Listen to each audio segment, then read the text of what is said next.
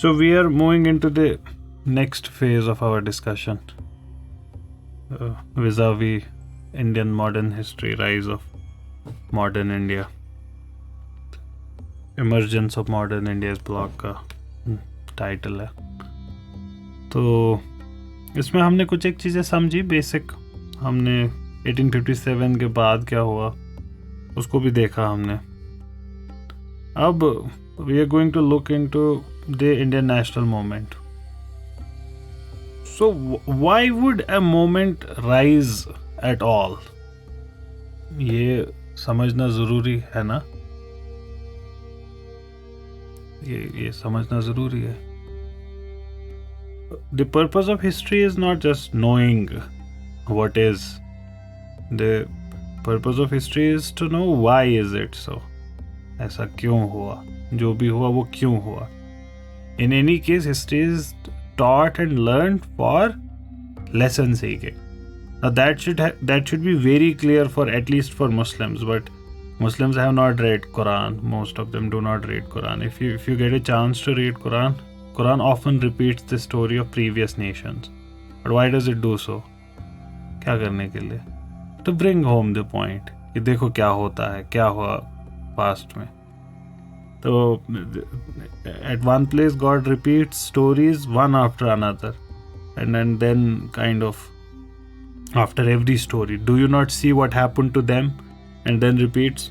Then Hazrat Nuh की कहानी, did you not see what happened to them? And then किसी और कौम की कहानी, did you not see what happened to them? But you don't read history, so of course you would have said no, we don't know what happened to them. So history reading का यही purpose होता है, enlightenment. सो यहाँ पे भी when Indian national movement rises, why would it rise at all? क्यों अचानक से क्या हो गया ऐसा?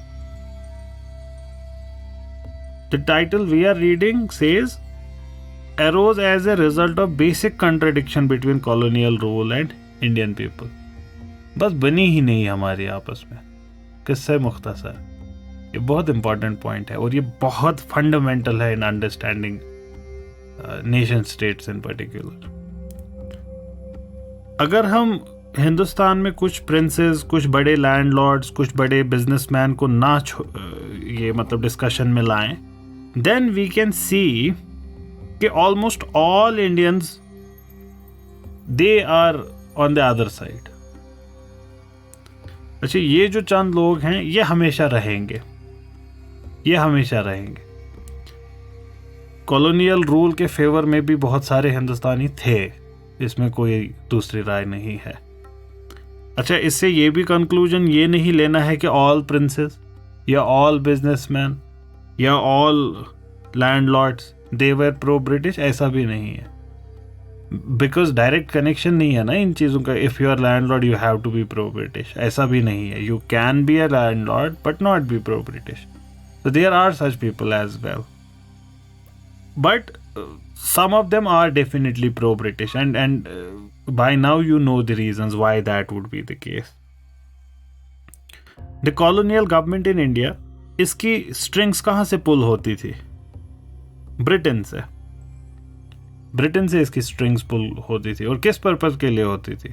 To serve British purposes.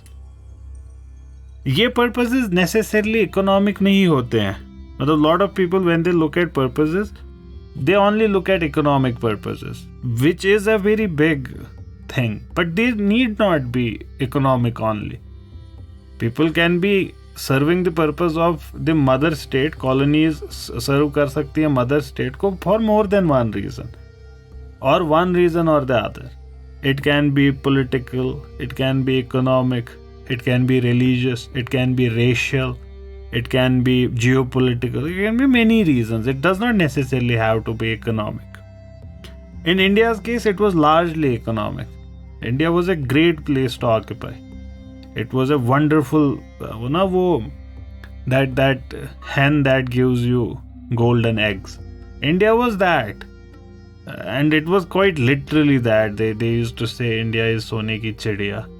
So it was literally that. It was a very rich thing that they had occupied. Their best possession, the Britishers, we already talked about how the British governor generals would talk about कि बाकी colony चली जाएं, हिंदुस्तान नहीं जाना चाहिए हाथ से. So it definitely had this, and therefore the policies that were run in India, who would they serve? Those policies, they would serve the merchants, the capitalists, the aristocrats of Britain. वहाँ पे करते थे. ये British government थी, ये completely एक foreign government थी. It never worked for the interests of Indian people. It was this exploitative and foreign character of British colonial rule which led to these various revolts which we are going to see in some time. But this is the most important thing that we can learn here. This is the most important thing. We can talk about non-cooperation, civil disobediences and quit Indias. We can do that. हर एक country का अपना अपना, we can read the Boer War, we can read Napoleon, etc. But these philosophical insights are the most important thing that needs to be learned. यहाँ पे ये है, ये वाली चीज कि it was a totally foreign government. ये कहने का मतलब क्या हुआ? अच्छा, इन्होंने कहा it never worked for the interests of Indian people. अब अगर आप वाइस रॉय के सामने उस वक्त जाते, आप उनसे कहते कि you never work for our interests, he would say कि क्या, क्यों नहीं कर रहे, आप ही के लिए तो हम कर रहे हैं, आप ही के लिए पूरी हुकूमत है, आप ही के लिए रेलवेज बिछाया, आप ही के लिए टेलीग्राफ लगवाया, आपके लिए हमने देखे कितने अच्छे अच्छे कानून लाए, we liberated your women from sati प्रथा, we liberated this, we liberated that, we got you printing press. वो तो पूरा लिस्ट बता देते कि हमने आपके लिए क्या क्या अच्छा किया. तो ये तो लेकिन कह रहे it never worked for the interests of Indian people. फिर ये कह रहे हैं कि ये फॉरेन कैरेक्टर जो ब्रिटिश रूल का है, दिस लेड टू दिस. और देखिए पहली लाइन में इन्होंने क्या बोला था, basic contradiction between colonial rule and Indian people. Basic contradiction colony के मदर स्टेट और कॉलोनी में यही है, फॉरेन कैरेक्टर. बाकी वो कुछ भी कर ले, फिर अगर ब्रिटिश गवर्नमेंट हिंदुस्तान में बेनेवोलेंट रूल करती, तब क्या India would still have been a British colony? No, they would still have been fighting the people.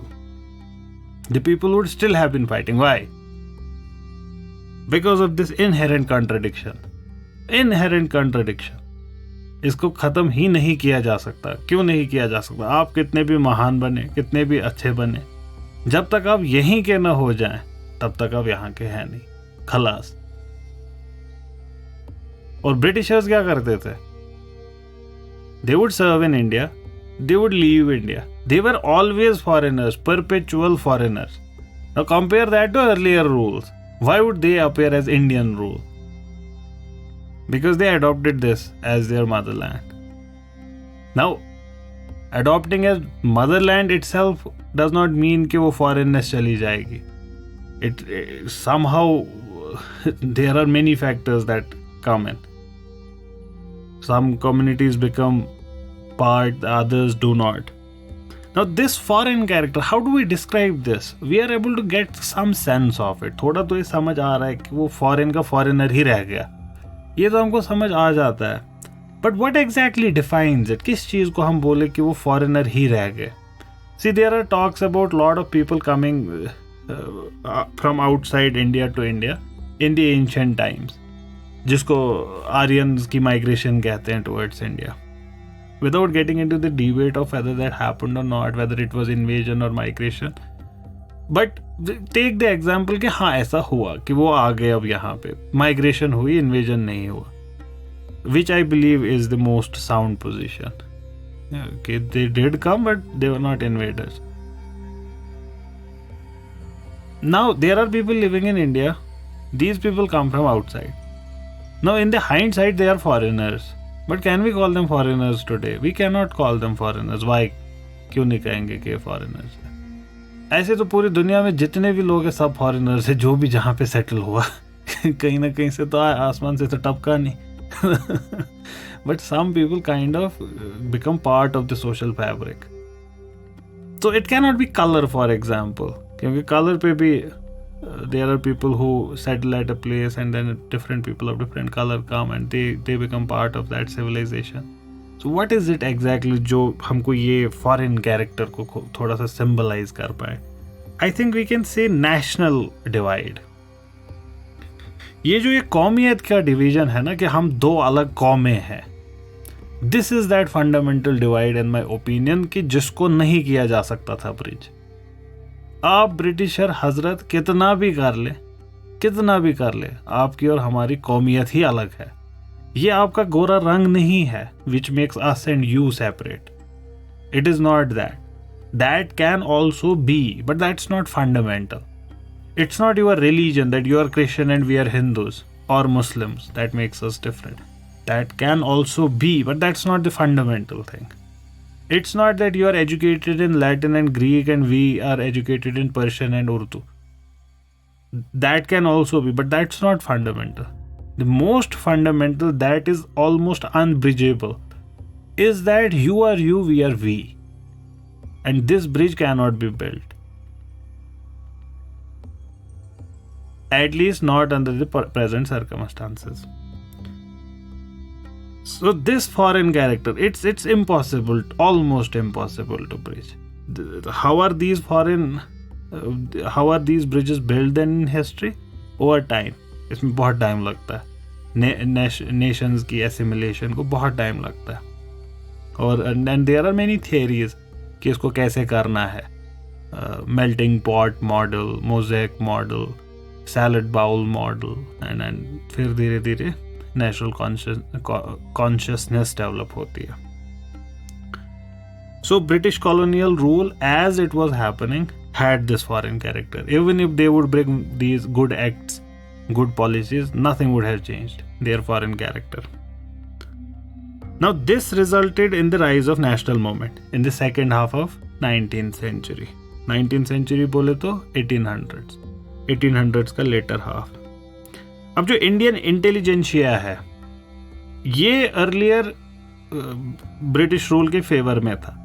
It believed British to be a good force but it was also criticising the British now. ये भी important है समझना. In the line of the previous discussion we had, national divide. Now intelligentsia, क्या हम ऐसा कह सकते हैं कि इंटेलिजेंशिया को लगा कि ब्रिटिश रूल हमारे लिए एक्सप्लॉइटेटिव है, एक्सप्लॉइट कर रहा है हमको. इंटेलिजेंशिया ने अपने थॉट्स लोगों में डाले, लोगों के बीच में प्रवचन दिए और अपना आइडिया पॉपुलर बनाया. क्या ये ऐसे होता है? आई डोंट थिंक ये ऐसे होता है या ये ऐसे हुआ. Leaders of course they help formulation of public opinion, उसको वो गाइड करते हैं. ये तमाम चीज़ें होती हैं, इसमें कोई डाउट नहीं है. इंटेलिजेंशिया अपना नैरेटिव रन करता है, लोगों को काइंड ऑफ इम्पैक्ट डालता है उनकी सोच पे. लेकिन इंटेलिजेंशिया यूजुअली एक्सप्लॉइट करता है the masses which carry the sentiment already. अब ये एक्सप्लॉइट का मतलब यहाँ पे मेरा नेगेटिव टर्म में नहीं है. इट्स नॉट नेगेटिव कॉनोटेशंस के साथ. एक्सप्लॉइट यहाँ पे मेरा कहने का मतलब है कि जो जैसे the farmer exploits the land and gets his cultivation from it. मैं इस सेंस में इसको कह रहा हूँ. It can be negative, it can be bad depending upon the intelligentsia के इंटेंशंस. कहने का मतलब इंटेलिजेंशिया लोगों के सेंटिमेंट को अपने लिए इस्तेमाल कर सकता है, अपने गुड के लिए वो भी कर सकता है, या वो जेन्युइनली मासेस के लिए ही बात करेगा. ये तमाम चीज़ है. अच्छा, इससे हमको ये भी पता चलता है by and large masses can not be misled. So that is the leadership takes the colour which the masses wanted to take. इसीलिए कहते हैं ना कि you get the leaders you deserve. So that's one way of looking at it. Now intelligentsia is kind of critiquing the British government. That doesn't mean कि उससे पहले के जो हिंदुस्तानी थे वो बड़े खुश थे कि ओहो हो वाह ब्रिटिशर्स आ गए जिंदाबाद. ऐसा नहीं है. We can say it instead कि इससे पहले there was a contradiction between masses and intelligentsia. Now that contradiction is gone. Intelligentsia और मासेस के बीच मासेस के सेंटिमेंट्स यूजुअली ये रहते हैं, still they do not get revolutionary changes, masses के सेंटिमेंट्स में नहीं होती हैं बाय एंड लार्ज, होने की मिसालें हैं हिस्ट्री में। Indian national movement particularly 2 world war के बीच बिकेम ए मास मूवमेंट। इसने millions of people they were mobilised, तमाम कास्ट तमाम क्लासेस ब्रिटिश गवर्नमेंट के खिलाफ इन्होंने लड़ा जी भर के। इसके सबसे बड़े टॉल लीडर जो गुजरे वो थे महात्मा गांधी। अब this is the movement against British as a whole.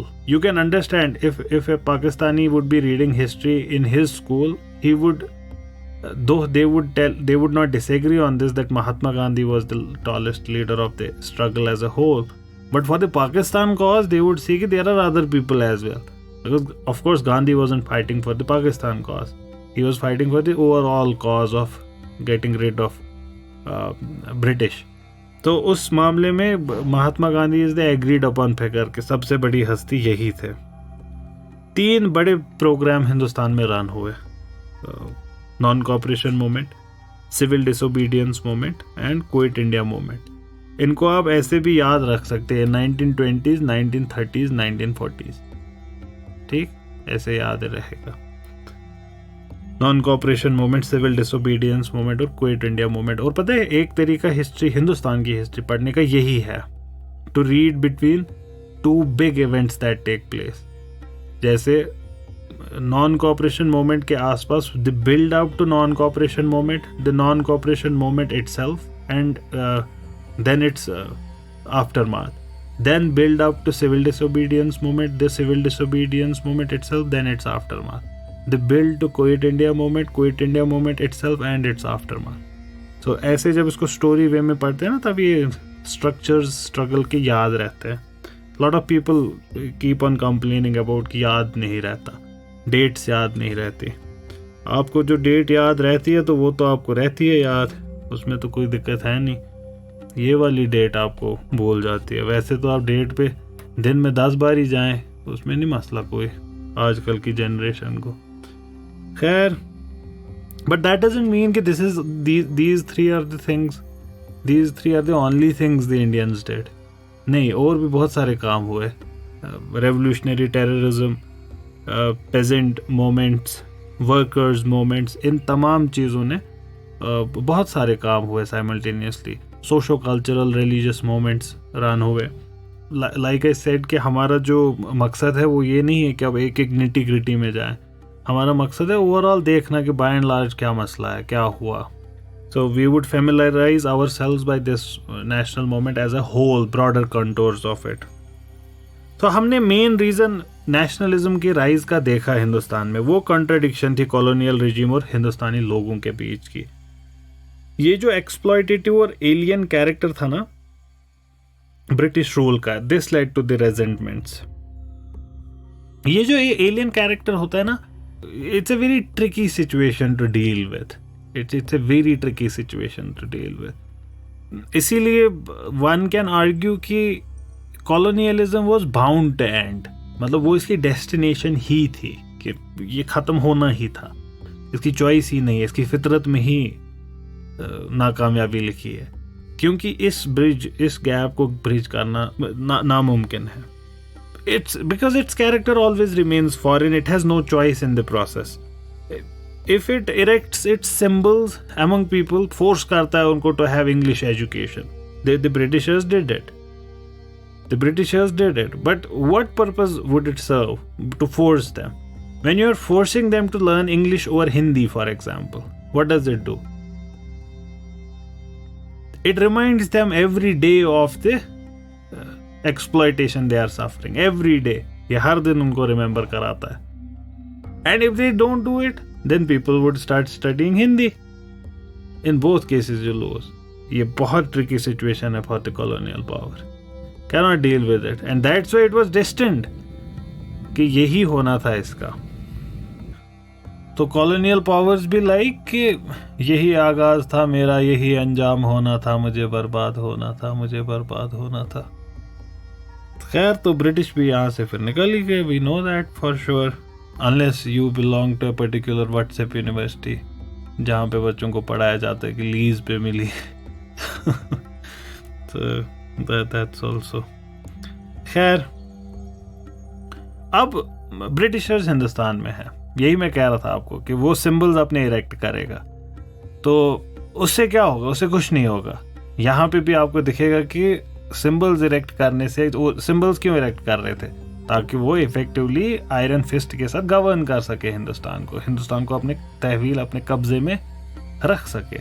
लेकिन you would see right now the opposite happened because of it. The opposite happened, complete opposite. Take for example central administration and economic unification of India. अब ये क्यों किया इन्होंने?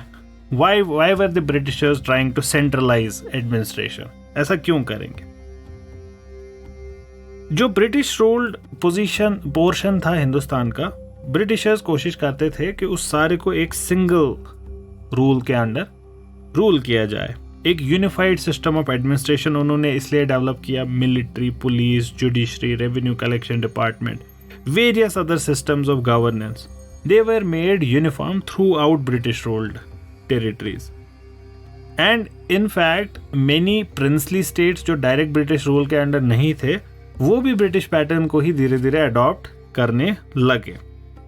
कहीं और जो colonial government थी, it also try to create unified market, ताकि उनके जो इंडस्ट्रियल गुड्स हैं वो हर जगह सेल विदाउट हिंडरेंस हो सके।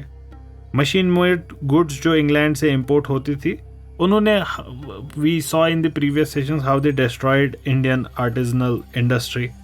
और हमने ये भी देखा कि जो उनकी रेवेन्यू पॉलिसीज़ थी, उन्होंने लोकल जो सेल्फ सफिशिएंट इकॉनमी थी विलेज की, उसको डिस्ट्रॉय कर दिया।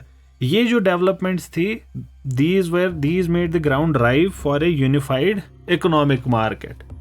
तो यूनिफाई होगी कंट्री इन दो मामलात में, एडमिनिस्ट्रेटिव और इकोनॉमिक लेवल पे।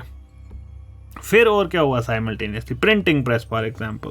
प्रिंटिंग प्रेस भी हिंदुस्तान में कॉलोनियल रूल से ने इंट्रोड्यूस किया, या ड्यूरिंग उन्होंने इंट्रोड्यूस किया would not be the correct thing to say, क्योंकि वो चीज़ ईजाद हो चुकी है और अब धीरे धीरे वो डिफरेंट जगहों पे आ रही है। कोई और भी हिंदुस्तान रूल कर रहा होता तो वो आ ही जानी थी यहाँ पे भी वो चीज़। बट उस वक्त the Britishers were at the helm of affairs, तो we can say that they introduced these things to India. Printing press आने से क्या हुआ? आइडियाज और ओपिनियंस को अब आप डिसिमेट कर सकते हैं मास ऑडियंस में at a very low cost.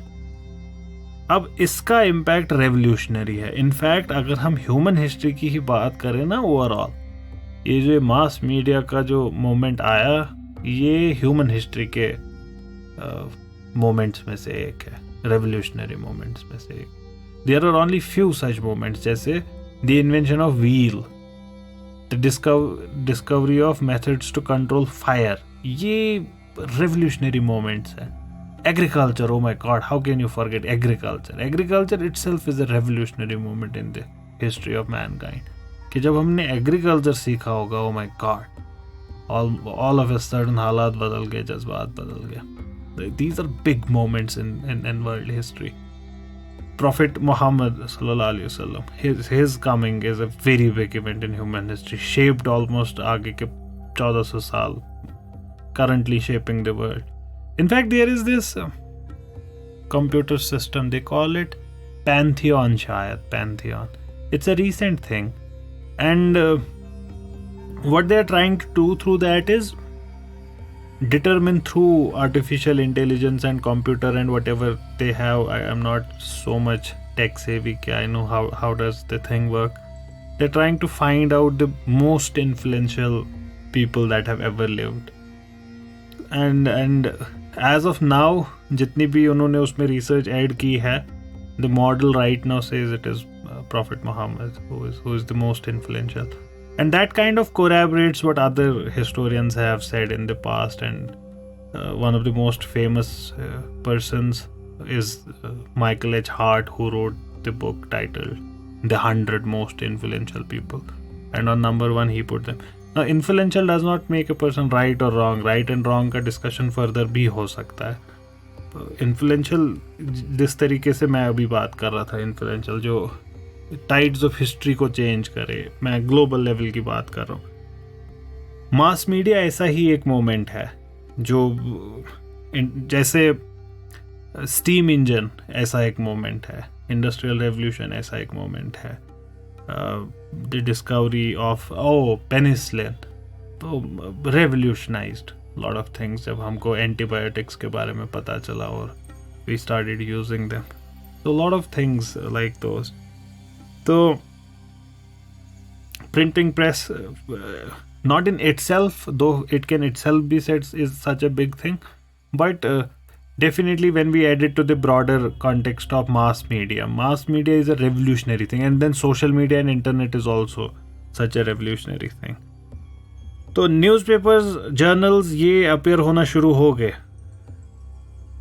Hindustani language में इन पर्टिकुलर, अंग्रेजी में भी थे, हिंदुस्तानी लैंग्वेज में इन पर्टिकुलर।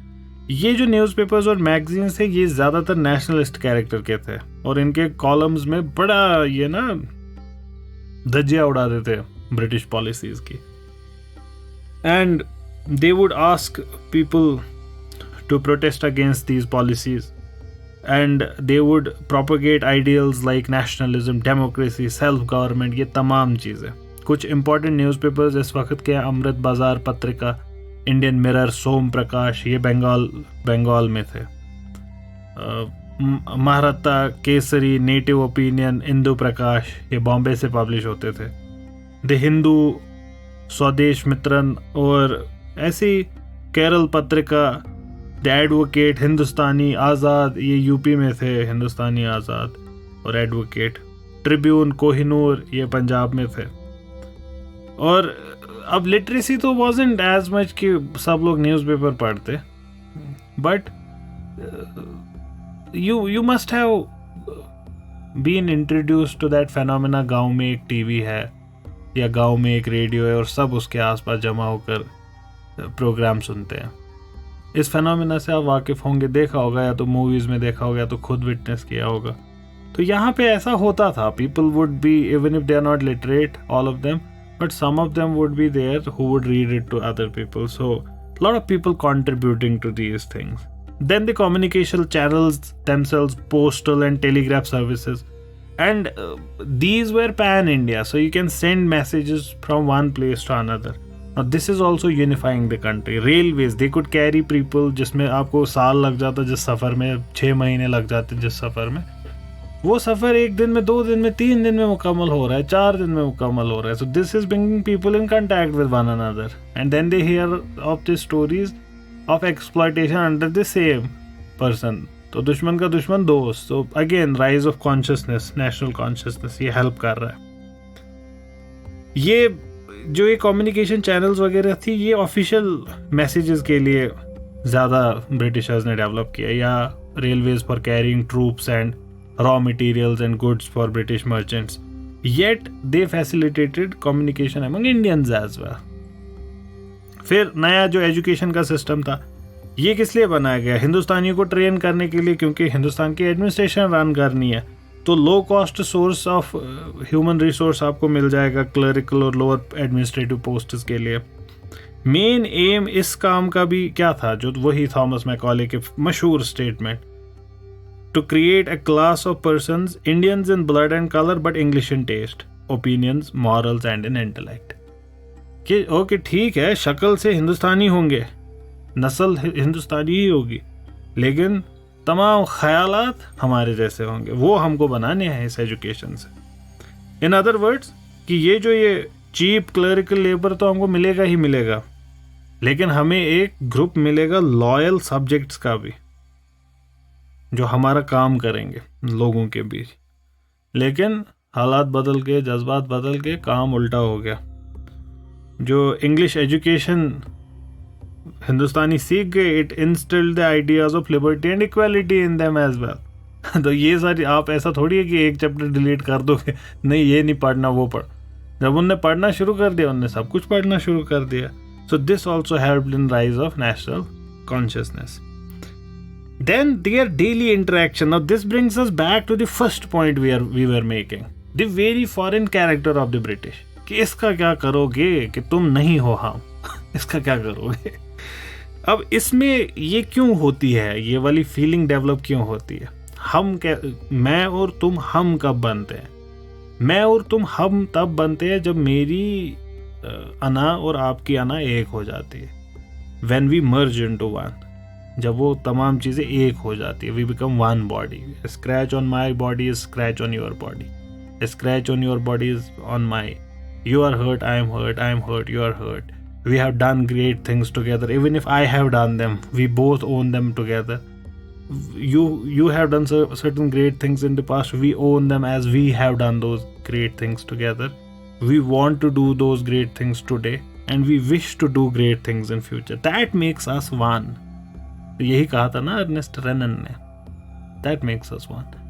But यहाँ पे क्या है, यहाँ अलग अंदाज है ब्रिटिशर्स का, totally different.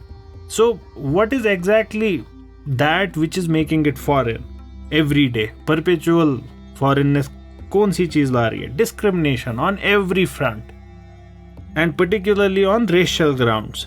Englishmen and women और बाकी यूरोपियंस, उनको आप ऊंचा मान रहे हो, हिंदुस्तानियों को आप इन्फीरियर मान रहे हो, और आप ये कह सकते तुम अनपढ़ हो इसलिए हम तुमको बराबर कर नहीं मानते। लेकिन यहाँ पे देखा जा रहा है कि जब वो पढ़ा लिखा भी है तब भी आप उसको नहीं मान रहे हो। दैट मीन्स मसला कहीं और है। It has something to do with something else. आप बोलेंगे गरीब है, लेकिन अगर अमीर भी वो हो तब भी आपका रवैया ऐसा ही है। तो द प्रॉब्लम इज नॉट अमीरी गरीबी, it's somewhere else. So all Indians, irrespective of their class, educational background, caste, religion, status, whatever, उनको यूरोपियन क्लब से बाहर रखा जाता था। उनको ट्रैवल भी नहीं करने देते थे सेम कंपार्टमेंट्स में जिनमें यूरोपियंस ट्रैवल कर रहे होते थे। आपको याद होगा महात्मा गांधी, उनका साउथ अफ्रीका में इंसिडेंट बड़ा मशहूर इंसिडेंट है। रेसिज्म इतना डीपली रूटेड था कॉलोनियल रूल में कि it was not only at societal level that it was practised, it was there in every side of it. Military, police, government offices, judicial matters में भी, judicial matters, मतलब judiciary का वो symbol होता है ना, that there is that person with that balance in her hand, और उनकी आंखों पे पट्टी होती है। कहते हैं ये कानून अंधा होता है, ये नहीं देखता अमीर गरीब। पर यहाँ पे तो नहीं है अंधा, यहाँ पे हर जगह colour of skin, that is deciding factor. तो ये चीज जो है ना, ये कांस्टेंट ह्यूमिलिएशन है, ये हमेशा दिखाती रहती है, याद दिलाती रहती है। The most glaring instance of racism was Ilbert bill controversy कहते हैं इसको। एक बिल पेश किया गया 1883 में। रिपन इस वक्त वाइस रॉय थे। रिपन को कहा जाता है he was a moderate ruler by and large. इस बिल के हिसाब से हिंदुस्तानी डिस्ट्रिक्ट मजिस्ट्रेट्स और सेशन जजेस वो भी ट्राई कर सकते थे यूरोपियंस को इन क्रिमिनल केसेस। अब आपको समझ आ रहा होगा इससे पहले क्या होता था। इससे पहले अगर कोई क्रिमिनल चार्ज किसी पे प्रेस किए गए हैं and that person turns out to be a European, तो जज नहीं हो सकता हिंदुस्तानी, जज यूरोपियन ही होगा। अब अगर हिंदुस्तानी है तो जज कोई भी हो सकता है। A European can not be tried by an Indian जज। What a shame. Now, this bill wanted to change it. That's what this bill is doing. Now, Indian judges can also sit in the trial of Europeans. तो आप तो बोलेंगे भाई ये तो अच्छी बात है, इसमें क्या मसला है, चले ठीक है, पहले गलती हुई, बुरा किया, लेकिन अब तो ठीक हो रहे। लेकिन ये बिल डिस्क्लोज करता है इनर हेट्रेड जो लोगों के अंदर दाखिल हुई है यूरोपियंस के। आप 2 मिनट के लिए कह सकते थे सरकार अच्छी है, सरकार अच्छी है, नहीं, ये लोगों के दिलों के अंदर दाखिल हुई। हुआ क्या जब ये बिल पास हुआ? The Europeans in India bitterly and abusively oppose the bill कि नहीं होने देंगे। और ये इसके फिर रिपरकशंस ब्रिटेन में भी थे, वहां पे भी लोग नहीं, ऐसा नहीं हो सकता कि ये दीज पीपल ऑक्सीडेंट्स के लिए तो पूरा ओरिएंट ही गवारों की दुनिया है। अफ्रीका गवार, मिडिल ईस्ट गवार, चाइनीज गवार, हिंदुस्तानी, इनके लिए तो सारे लोग गवार ही थे। व्हाइट मैन्स बर्डन था लोगों को सिविलाइज करना। These were heathens, these were what do they call them, barbarians. So would a barbarian जज me? No, this can not, and they opposed it. and the opposition reached to the level and they took it back. They amended it. Now this was also kind of a shock for even the moderate Indians कि मतलब ये तो बिल्कुल ही हद हो गई. So this was just an example, Albert Bill controversy. There are many such examples that can be given. Countless examples can be given. Now all of these things, and there are many more which we haven't touched, these factors created the conditions जिसमें national consciousness arise हो गई लोगों के अंदर. The idea of we started emerging among people कि हम एक ही हैं, एक लोग हैं हम. फिर ये फीलिंग आ गई सबके अंदर. अब लोगों के अंदर ये फीलिंग बाय एंड लार्ज आ चुकी है. इसके रिपरकशंस क्या है? वही मास मोमेंट्स कि क्या हुआ, कैसे हुआ, उसको इंशाल्लाह हम अगले सेशंस में देखेंगे.